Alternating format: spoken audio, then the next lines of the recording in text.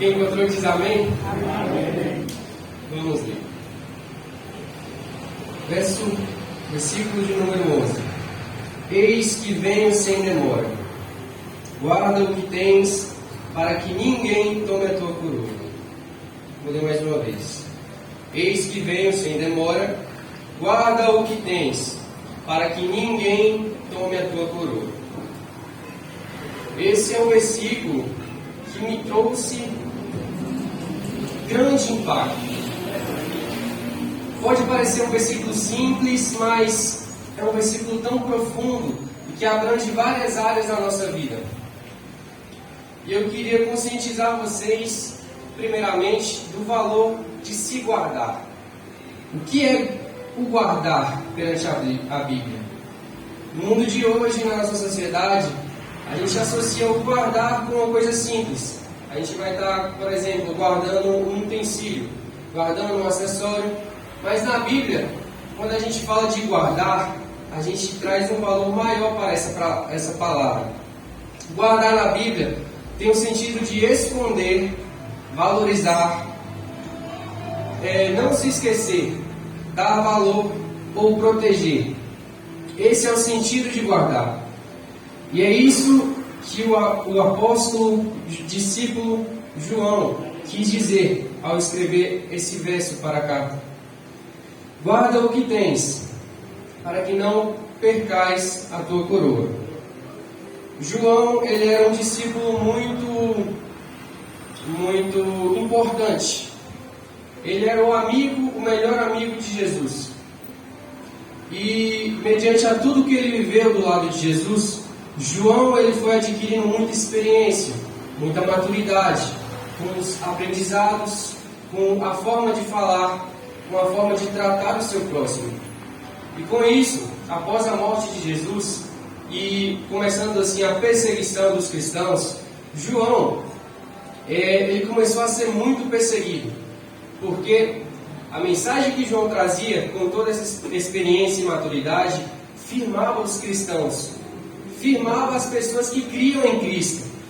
E ele pregava que o único que deveria ser adorado era Jesus, era Deus. E isso incomodava o imperador de Roma.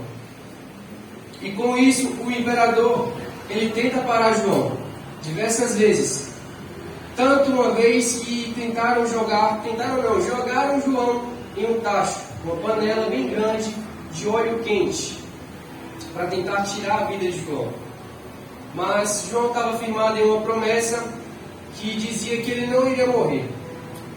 E com isso, o imperador de Roma, não tendo conseguido matar João, ele envia João para uma ilha.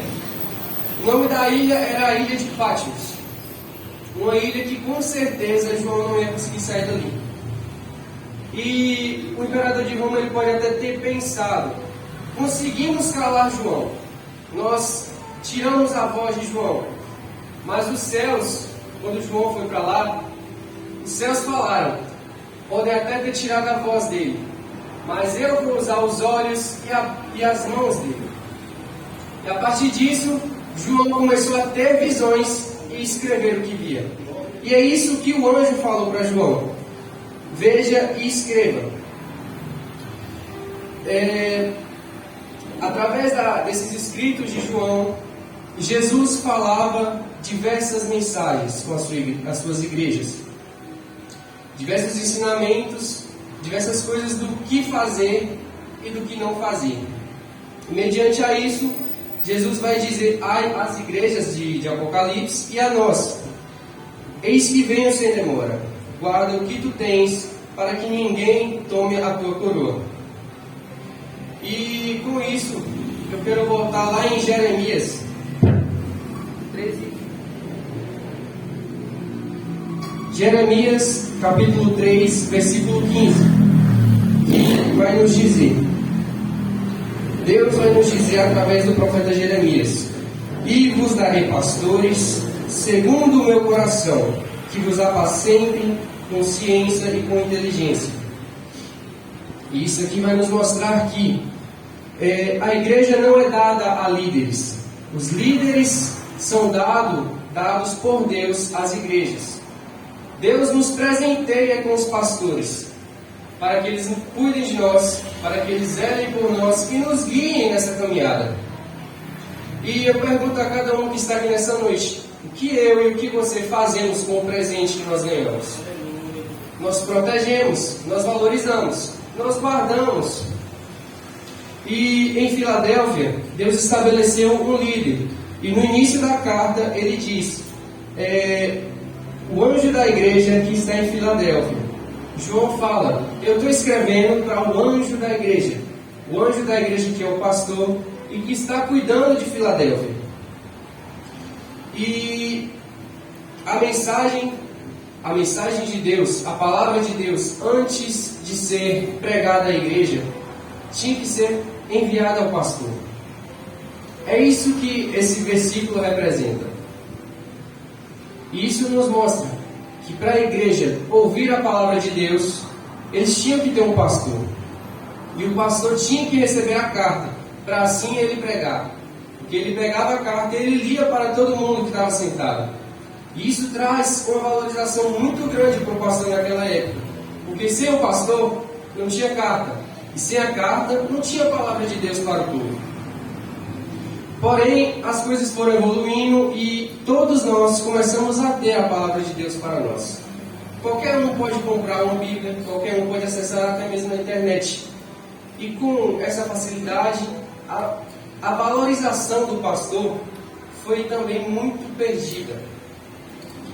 E é um erro muito grave, porque o pastor é um presente de Deus para nós. Como nós vamos desvalorizar um presente que o próprio Deus nos dá?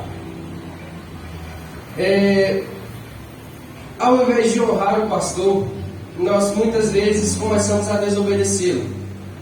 Ao invés de valorizá-lo, começamos a bater de frente e lutar contra os seus ensinamentos. Ao invés de proteger o pastor, nós muitas vezes começamos a falar mal, a criticar o pastor pelas costas. Isso é uma atitude abominável aos olhos de Deus, porque é uma desvalorização ao presente que Deus nos deu. E aí eu repito, guarda o que tu tens, guarda o presente que Deus te deu, para que não seja tomada a tua coroa, para que a sua coroa, para que a sua salvação não seja tomada de ti.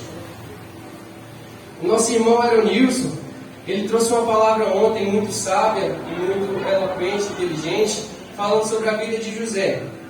E no meio dessa palavra, ele disse que no Egito o pastor não era valorizado. Era uma profissão que não era valorizada.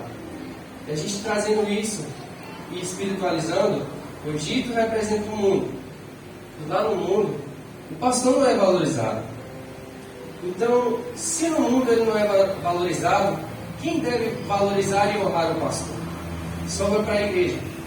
Porque é a igreja que recebeu esse presente de Deus. Já convido o nosso irmão Davi a estar se preparando aqui. E é uma mensagem de conscientização. Porque é um detalhe muito sutil, que às vezes nós esquecemos. Que muitas das vezes nós deixamos passar. E que pode sim custar a nossa salvação. E se eu passo a oportunidade para o nosso irmão e para a sua esposa.